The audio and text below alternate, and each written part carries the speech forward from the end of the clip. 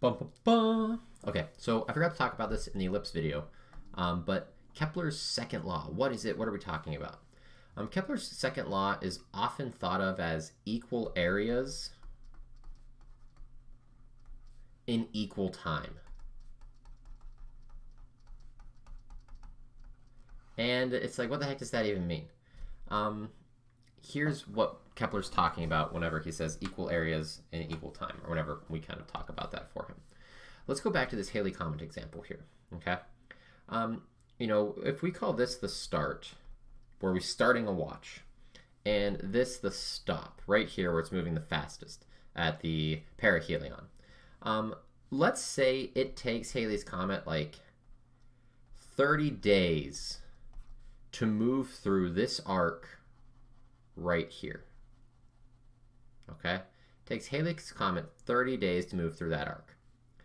If we were to go from the foci out to these and shade in this area, there is some amount of area that is contained right there. Okay? We'll call this the area. Now, if we let some time pass, Halley's Comet, goes out over the years or whatever, and it gets out to here. Okay?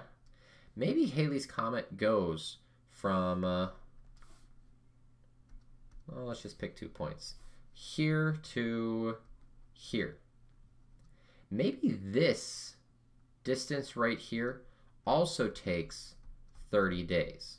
Now you're like, wait a second, that's a smaller distance. Like, how's it going a smaller distance in the same amount of time?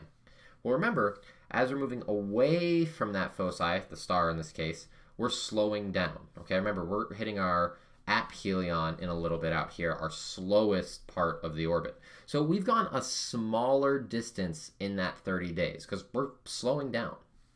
But if we were to create lines going from our focus out to these points again, just like we did before. That's good enough there.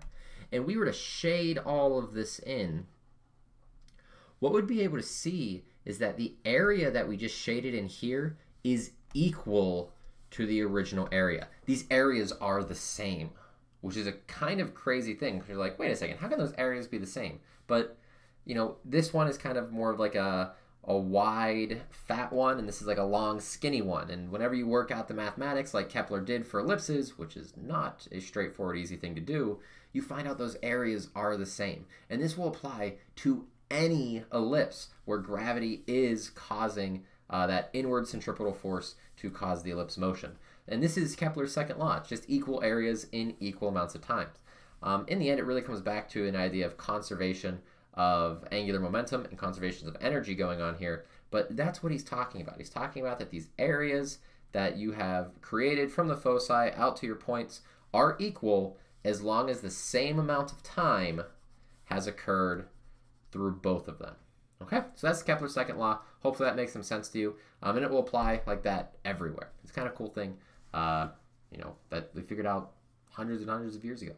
So with that, hopefully that helps you out there for Kepler's second law. Adios, take it easy, have a good one.